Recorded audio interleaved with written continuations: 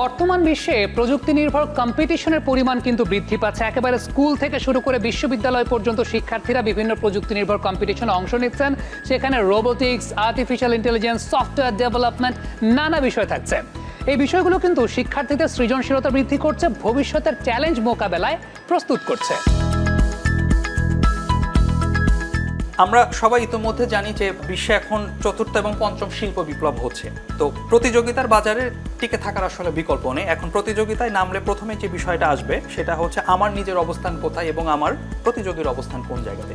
প্রতিযোগী আসলে Europe, America, চীন এরা যে পর্যায়ে চলে গিয়েছে, আমরা আসলে এদের সাথে যদি খাপ খাওয়ায় টিকে থাকতে চাই, স্বাভাবিকভাবে আমাদের আসলে খুব বড় একটা ইউটার্ন নিয়ে আসতে হবে। এই ক্ষেত্রে আসলে শুধু ভোক্তা তৈরি করলে হবে না, যে আমাদের দেশে আসলে প্রযুক্তি পণ্য সবই বিক্রি হয়, কিন্তু আমরা আসলে কয়টা তৈরি করি। এইখান থেকে আসলে ফিনিক্সের ধারণার সূত্রপাত, যেখান থেকে আসলে আমাদের যেটা প্রধানতম উপলব্ধি সেটা হচ্ছে একদিকে যেরকম ভোক্তা থাকবে, ভোক্তা ছাড়া তো বাজার চলবে না, তো একদিকে ভোক্তা থাকতে হবে, অন্যদিকে হচ্ছে এটার প্রযুক্তির জ্ঞান আহরণ করার জন্য একটা আলাদা গ্রুপ তৈরি হতে হবে, এবং এটার সাথে সাথে প্রয়োজন হবে হচ্ছে উদ্ভাবকের। অর্থাৎ আপনি ট্রেনিং, রিসার্চ এবং এন্টারপ্রেনারশিপ, এই তিনটা জিনিসকে আপনি কখনো আলাদাভাবে চিন্তা করলে সমাধানে পৌঁছাতে পারবেন না।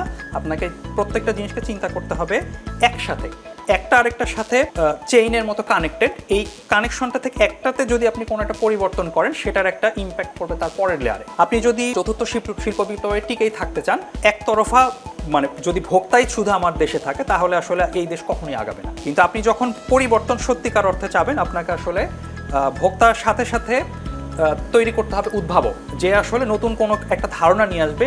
সেই ধারণা এখন হয়তো বা কপি থেকেই হতে পারে। যা একটা সময় চীনের যদি আমরা উত্থানটা দেখি, যে আরও 30-40 বছর আগে চীনও কিন্তু ইউরোপ, আমেরিকাকে কপি করতো। সেখান থেকে তারা আসলে কিভাবে আজকের চীন হলো।